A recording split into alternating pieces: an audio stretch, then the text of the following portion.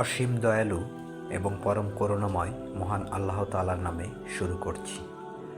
মহান রাব্বুল আলামিন পবিত্র আল কোরআনের অসংখ্য আয়াতের মাধ্যমে মানুষকে সতর্ক করেছেন, সচেতন করেছেন এবং তার আয়াতের মাধ্যমে মানুষকে উপদেশ দিয়েছেন মানুষ যেন মহাপ্রতারক শয়তান হতে নিজেকে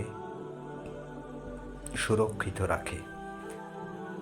এবং পবিত্র আল কোরআনের বিভিন্ন আয়াতের মাধ্যমে আল্লাহ তাআলা স্পষ্টভাবে জানিয়ে দিয়েছেন শয়তান মানুষের প্রকাশ্য শত্রু এবং শয়তান মানুষের মনে কুমন্ত্রণা প্রদান করে এবং মানুষকে সকল ধরনের পাপাচারে নিয়োজিত করে। আমরা পবিত্র কোরআনের আয়াতের মাধ্যমে এটিও জেনেছি মানুষের কাছে এই পৃথিবীর বিভিন্ন জিনিস মানুষের কাছে সুশোভিত করা হয়েছে, এটি পরীক্ষার অংশ এবং এই বিষয়কেই শয়তান কাজে লাগিয়ে মানুষের অন্তরে কুমন্ত্রণা প্রদান করে। আল্লাহ তাআলা বিষয়গুলো সুস্পষ্টভাবে মানুষকে বুঝিয়েছেন, মানুষ যেন এর মাধ্যমে উপদেশ গ্রহণ করে। পবিত্র আল কোরআনের প্রতিটি আয়াত কোনো না কোনোভাবেই মানুষের জীবনের সাথে সংশ্লিষ্ট। আমরা যদি শয়তান এর বিষয়ে লক্ষ্য করে দেখতে পাই 154টি আয়াতে শয়তানের বিষয়ে আলোচনা করা হয়েছে এবং এই আয়াতসমূহ একজন মানুষ হিসাবে আমাদেরকে উপলব্ধি করা প্রয়োজন। পবিত্র আল কোরআনের আয়াতসমূহ অধিকাংশই সুস্পষ্ট এবং অত্যন্ত সহজ সরলভাবে বর্ণনা করা হয়েছে যেন মানুষ সহজে তা উপলব্ধি করতে পারে। এবং এটি এমন নয় যে যারা সাধারণ তারা পবিত্র আল কোরআন অধ্যয়ন করে উপকৃত হবে না।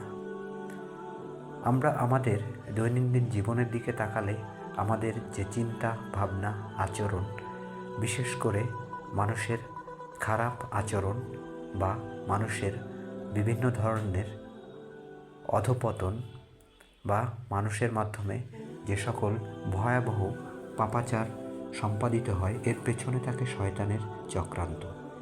কিন্তু এটি যেহেতু মানুষের অন্তরে কুমন্ত্রণা দেয় এবং এই বিষয়টি অদৃশ্য এবং অদৃশ্য জ্ঞান একমাত্র মহান রাব্বুল আলামিনের রয়েছে এবং মানুষ এই বিষয়ে সম্পূর্ণ অজ্ঞ।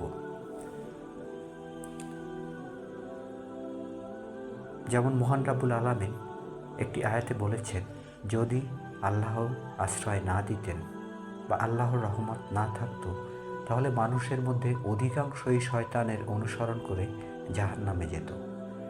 একথার মাধ্যমে আল্লাহ তাআলা একথাই বুঝিয়েছেন যে মানুষকে শয়তান হতে বাঁচার জন্য আল্লাহ তাআলার কাছে আশ্রয় চাইতে হবে, কারণ একমাত্র আল্লাহ তাআলাই আশ্রয় দিলে মানুষ শয়তানের কুমন্ত্রণা থেকে নিজেকে রক্ষা করতে সক্ষম হবে।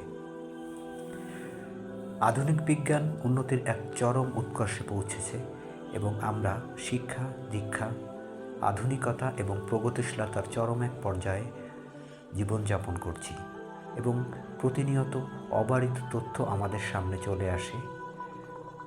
মনস্তত্ত্ব বিজ্ঞান আধুনিক চিকিৎসা বিজ্ঞানের গুরুত্বপূর্ণ একটি অংশ জুড়ে রয়েছে এবং সেই বিজ্ঞান মানুষের মানবিক আচার আচরণ এর ক্ষেত্রে বিভিন্ন ধরনের তত্ত্ব আমাদের সামনে উপস্থাপন করছে এবং আমরা বিজ্ঞানের অন্ধভক্তের ন্যায় সেগুলোকে গ্রহণ করছি বা বিশ্বাস করছি।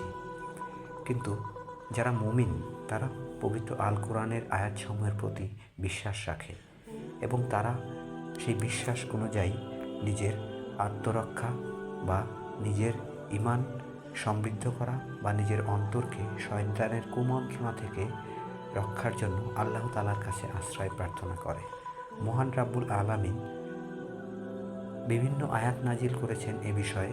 তার কয়েকটি আয়াত আমি খুব সহজ সরলভাবে উপস্থাপন করছি যেন শ্রোতারা এটি উপলব্ধি করার চেষ্টা করেন।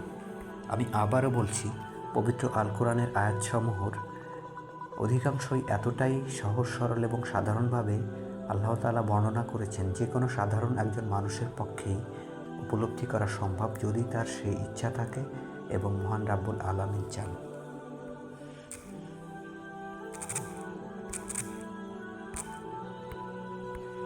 আমি এখন এরকম কয়েকটি আয়াত হুবহু কোরআনের ভাষায় বর্ণনা করছি। যেমন শয়তান যখন আল্লাহ তাআলাকে চ্যালেঞ্জ করে বলেছিলেন যে আমি আপনার অধিকাংশ বান্দাদেরকেই কুমন্ত্রণা দিয়ে প্ররোচিত করে জাহান্নামের পথে নিয়ে যাব,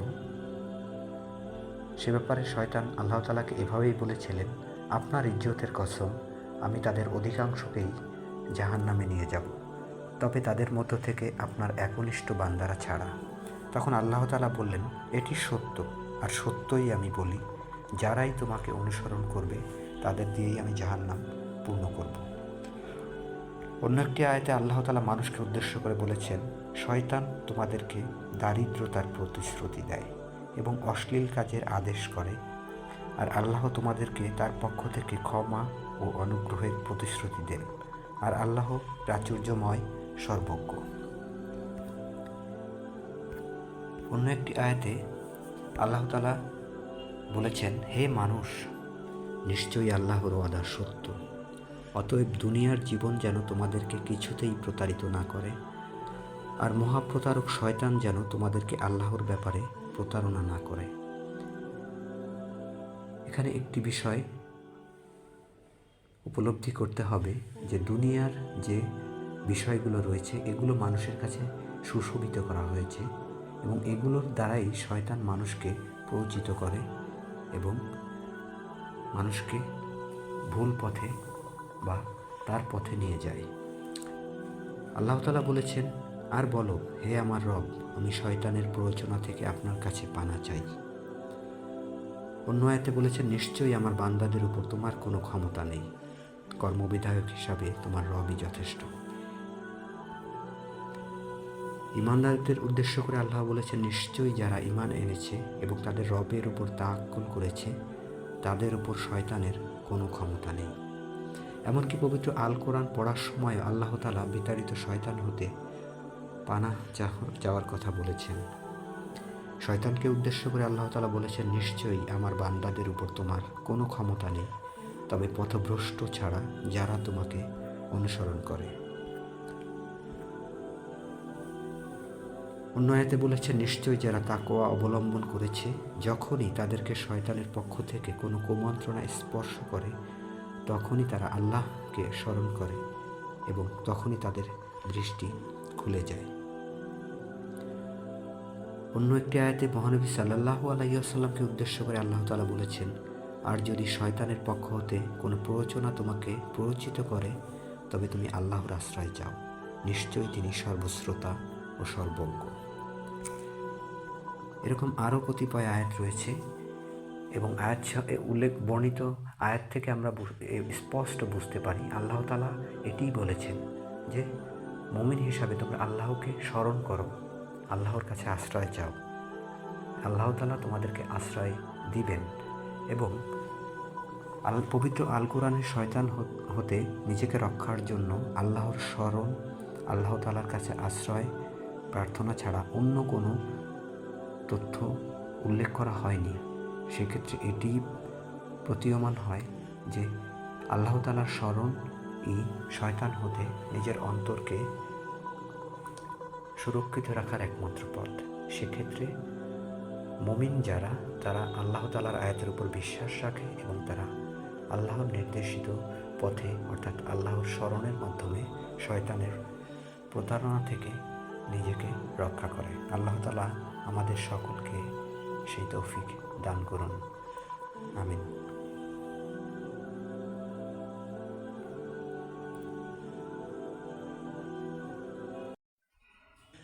অসীম দয়ালু